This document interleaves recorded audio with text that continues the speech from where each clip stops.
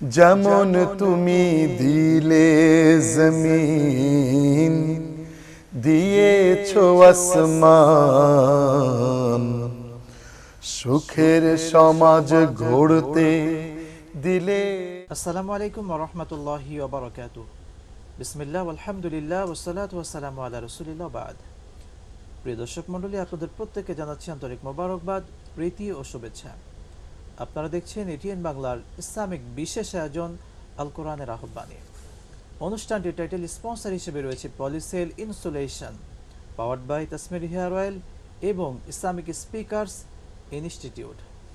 প্রিয় দর্শক, আল্লাহ সুবহানাহু ওয়া তাআলা আমাদের প্রত্যেককে তার দয়া, রহমত, মাগফিরাত দিয়ে রেখেছেন। আল্লাহ সুবহানাহু ওয়া তাআলার লক্ষ কোটি নিয়ামতে আমরা পরিপূর্ণ আছি।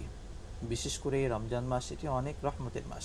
আজকে আমরা আলোচনা করব ইসলামে ঐক্যবদ্ধ থাকার গুরুত্ব এবং ফজিলত নিয়ে।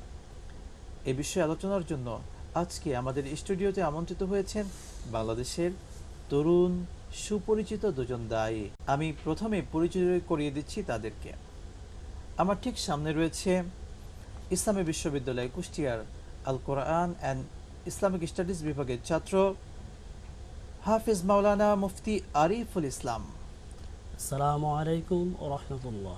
দর্শক, আমাদের সাথে আরও রয়েছেন বাংলাদেশের ঐতিহ্যবাহী ইসলামী শিক্ষা বিদ্যাপীঠ তামিরুল মিল্লাত কামিল মাদ্রাসা টঙ্গী শাখার হাদিস বিভাগের ছাত্র হাফিজ মাওলানা মুজাহিদুল ইসলাম ভূঁইয়া।